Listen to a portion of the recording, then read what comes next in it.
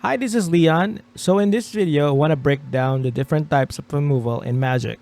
It's not in a super technical or try-hard way, but just enough so you don't get completely stomped in your next game.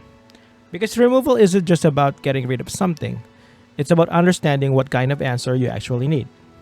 So let's start with the most common type of removal, which is destruction. This is your usual answer to things already on the field. So it's simple. If you see something and you perceive it as a threat, you destroy it and it goes to the graveyard. And honestly, this solves most of the problem.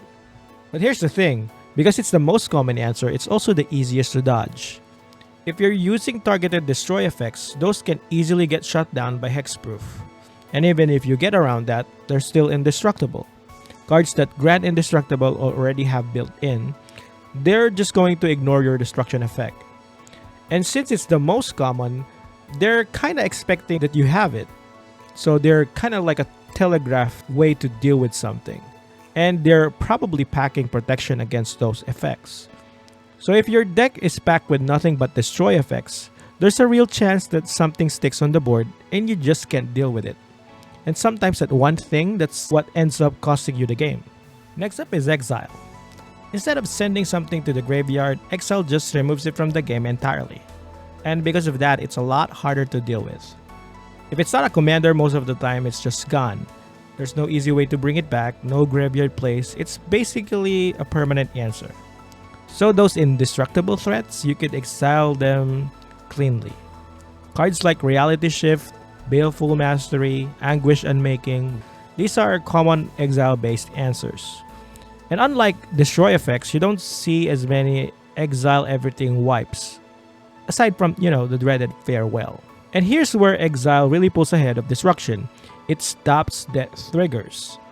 Because that card never hits the graveyard, anything that says when this dies just doesn't happen. But just to be clear, this doesn't stop enters the battlefield effects. So compared to Destroy, that's a big difference. Destroy doesn't stop both ETB or death triggers. Now here's something to think about. Destruction and Exile mostly deal with permanents. Instants and sorceries, those will still resolve. So once they do, there's nothing you could do about it if you're going to use the previous two types. So what if you want to stop something before it becomes a problem? And that's where Counterspells come in. Counterspells don't remove threats, they stop them from ever happening. If a spell gets countered, it never resolves. No board presence, no triggers, nothing. And that's what makes them so powerful. Because most protection spells need something on the field to protect. So something like a heroic intervention would need a target. But if the spell never resolves, there's nothing to protect. And the funny thing is, the best way to fight a counterspell is usually another counterspell. But of course, there's a catch. If you're not in blue, most of the time, you just have to accept it.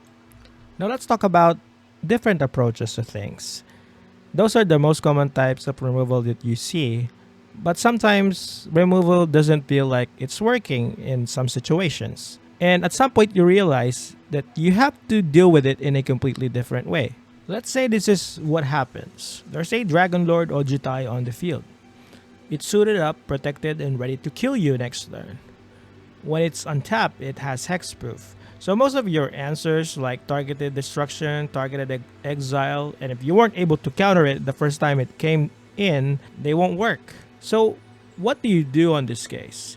And we're going to go towards the unconventional removal part. You can make the player sacrifice it. Sacrifice effects don't care about hexproof and indestructible because cards like Soul Shatter usually target your opponent, not the creature itself. So they will be forced to give up the creature. And that's going to go through the protection and the targeting protection. And it's just going to be gone. Now let's say you're facing a value engine commander. A deck that doesn't look scary at first, but once it gets going, it snowballs hard. Removing the commander doesn't really solve it because it just comes back. So instead of removing it, you take it. That's the second unconventional removal that I would recommend. Theft effects. Theft effects remove the engine from their deck and force them to deal with it themselves. I've seen this firsthand against an anti-ult deck. The draw engine was absurd. They always had lands in hand to recast the commander, or tricks like Malaki Rebirth to dodge destruction. But when I stole the anti-ult, suddenly, the engine was toast. Against commander reliant decks, this can be game winning. Now imagine this. A Griswold player wipes the tokens at another player's turn and swings at you with his massive commander.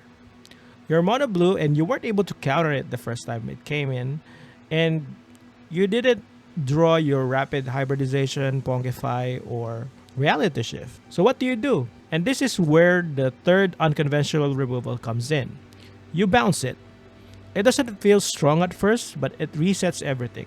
The +1/+1 counters that Griswold accumulated will be reset and his setup is gone. They will have to recast and rebuild with the tokens again and wipe the tokens again. Bounce is a tempo play. It doesn't solve the problem permanently, but in the right moment, it can swing the game. And honestly, that's the main takeaway.